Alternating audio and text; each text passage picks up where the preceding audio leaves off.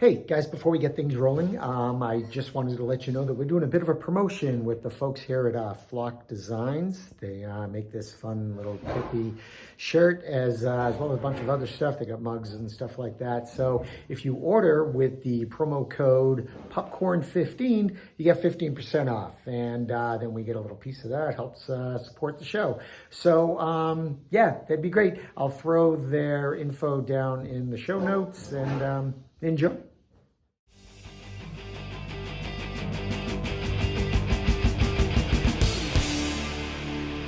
Hey everybody, and welcome to another episode of Ticket Stubs and Popcorn. Hope you're doing well out there in this crazy, lingering pandemic world of ours. I am Frank, and that's Peter. All right, and today we're going to be talking about Charlize Theron. I saw an interview with her once where she goes, my last name, it's not Theron, it's like Heron, Theron. It's like, okay. Charlize Theron. Okay, so that's who we're talking about today. Very good. So, I have a question. Maybe yes, obviously we can revisit this at the end, which is the intention. As much as I don't want to ask this question, yeah, I'm going to ask this question because it's going to make me uncomfortable, but I'll ask awesome. you it. Good fun. Yeah, What makes you, or maybe nothing does, but what makes you cry in a movie? Okay. I don't mean the sharp stick poke to the eye. I just meant, That's my favorite part. Yeah. So, we'll think that place closed. I mean, they weren't as good as the other sharp stick poke in the guy, eye from before. He put them right out of business. Really did. So, all right, cool. I like that idea. That's cool. All right, I'll think about that. Tell me about Charlize Theron. All righty. We have another foreign-born actor. Obviously, speaks English, speaks Afrikaans, but does very well in her movies. She does. She's quite talented. That's why she was in the bucket. That's right. That's right. This is an actor who easily could also be typecasted as just a model type. Yeah.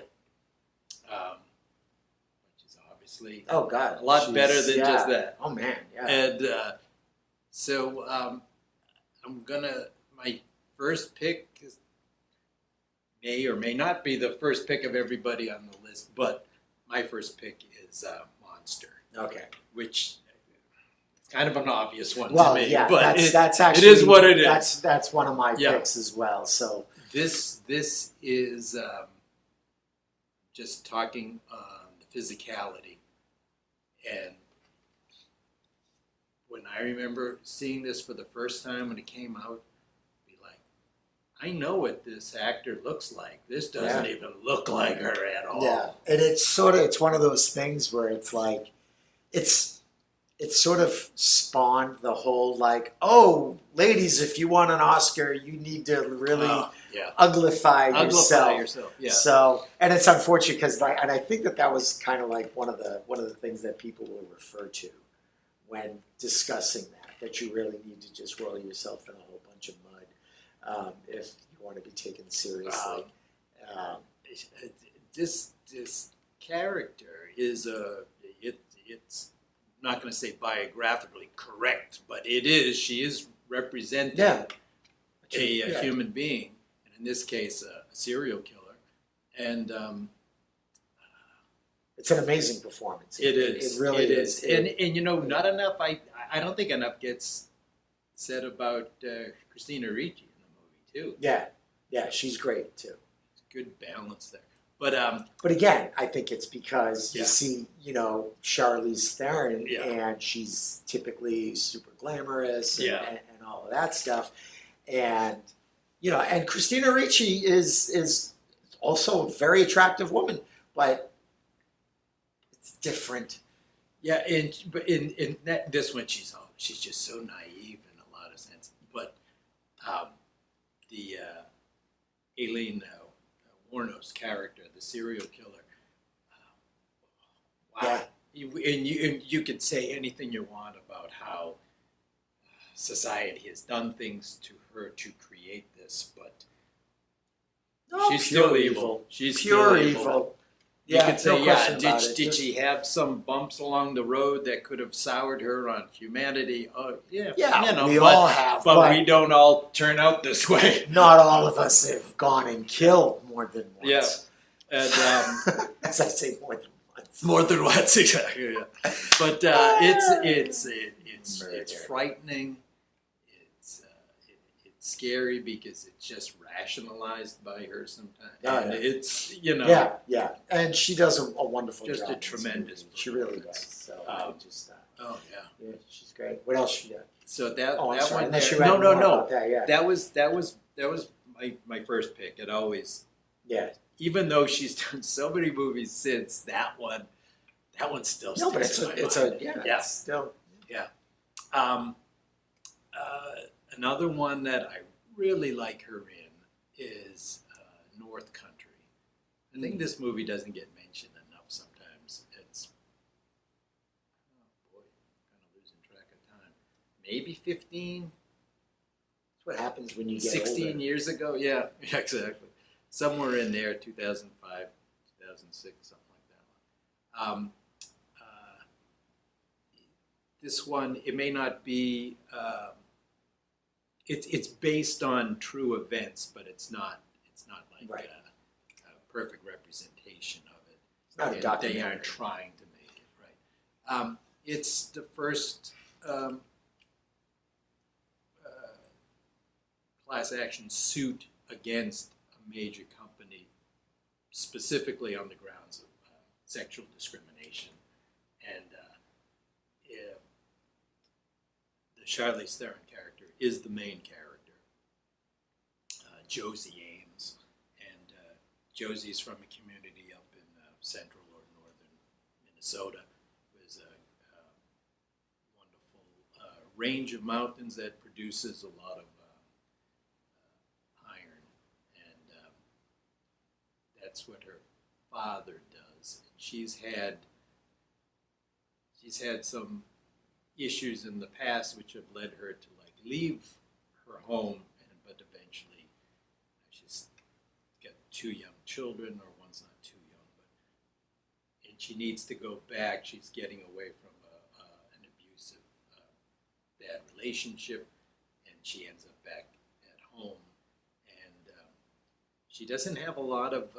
There's a basic amount of support from her parents, but it's not like what she would like. She would like to have a better relationship with her father in particular. Wonderfully played by Richard Jennings. I don't remember. Yeah, he's very good in this movie too.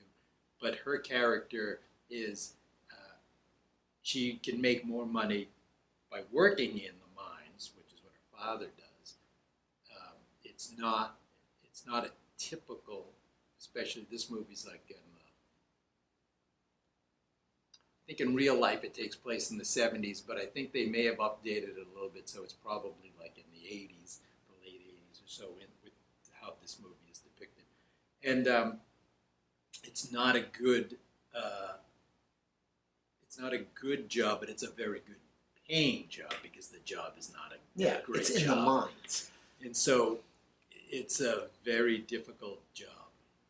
But what makes it so much worse is it is male dominated in every possible way. So she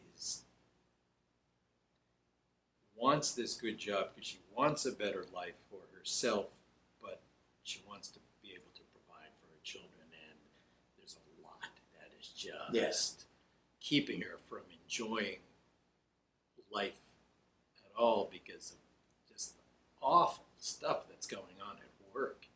I mean, there's abuse on every level. And so now she gets to a point where, I don't know how she even lasted this long, but she decides she's going to do something about it. She's going to, all of her complaints before have fallen on deaf ears. Nobody's helping, so then she decides she's going to try to do something with the suit. And so the other few women, and there are only a few of them who are actually working female co-workers, they're dealing with the same crap that she is. But now is it going to be retribution Right. against the other? So like her friend, so she doesn't. So she always has to watch out for her relationships because things could go sour against, this small group of women who are working there, and it's just a wonderful thing. She's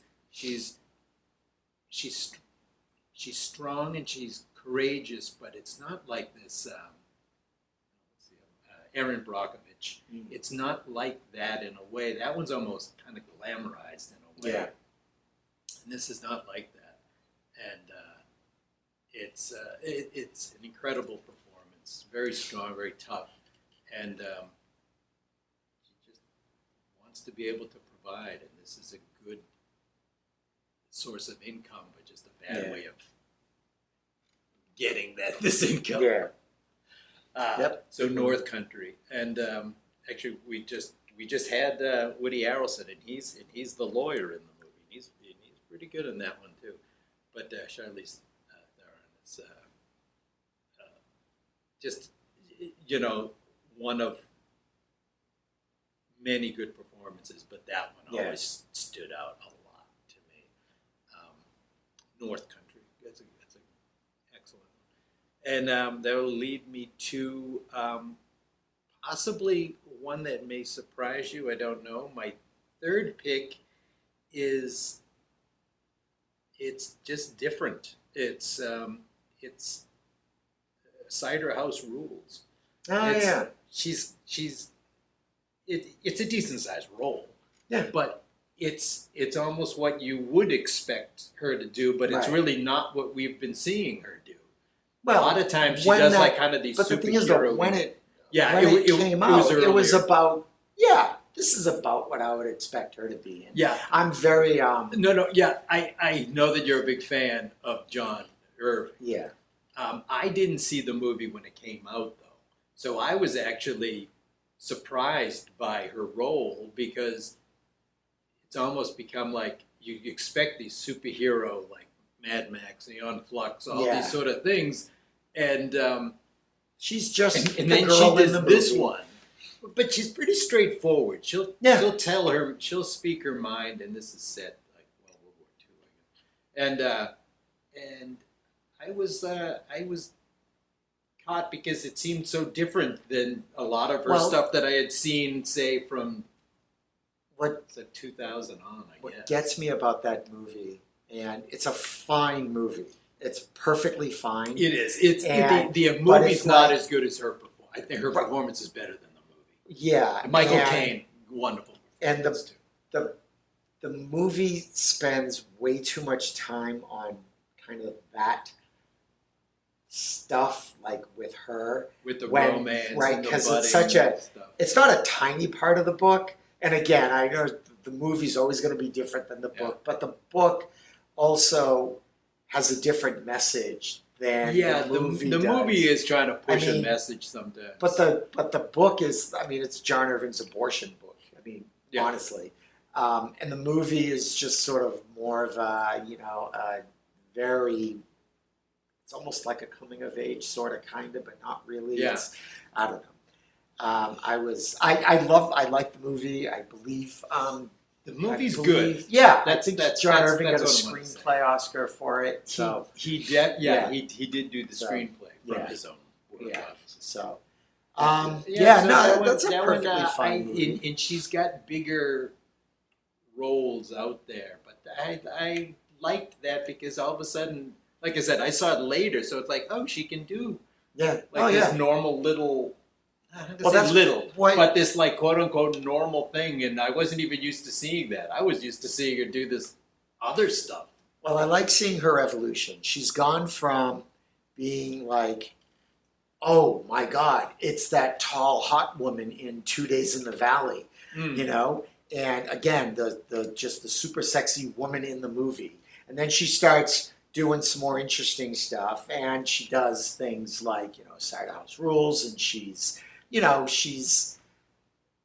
she starts getting more media roles, and then boom, you've got, Monster comes out, and Yeah. she just kills it Yeah. in that.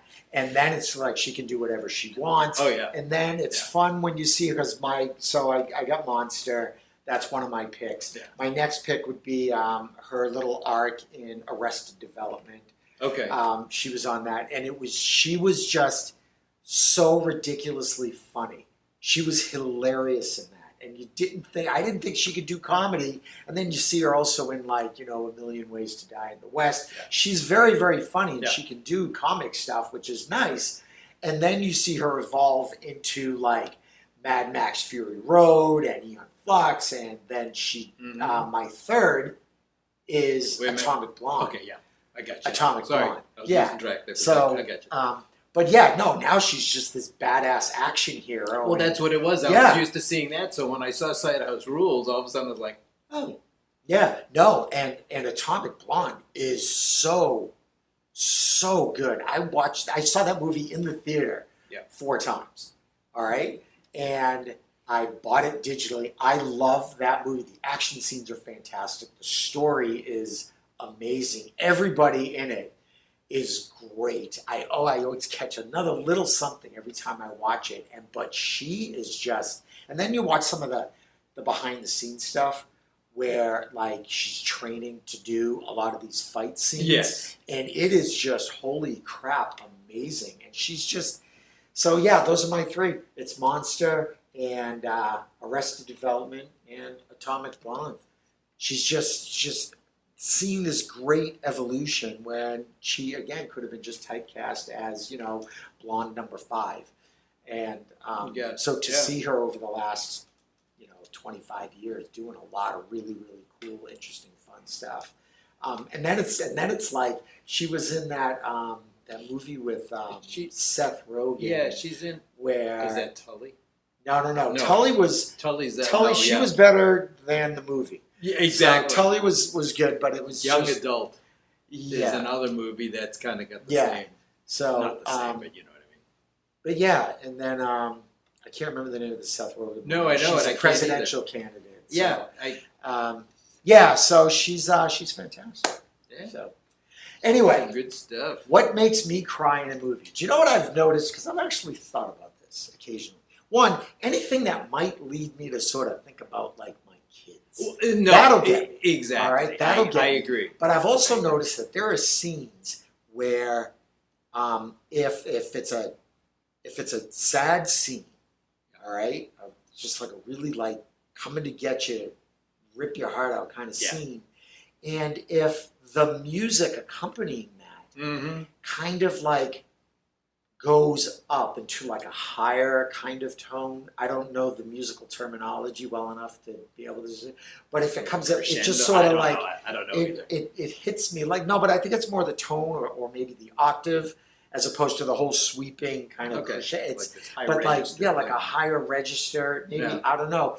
That gets me, I think literally the way that sound hits me has an effect. Okay. So That's interesting. but yeah, that kind of thing. Because I've seen it in things that will almost like if there's a speech or something, a really Mhm. impassioned speech, Yeah. but it's supposed to meant to be inspiring, but Right. it'll get me.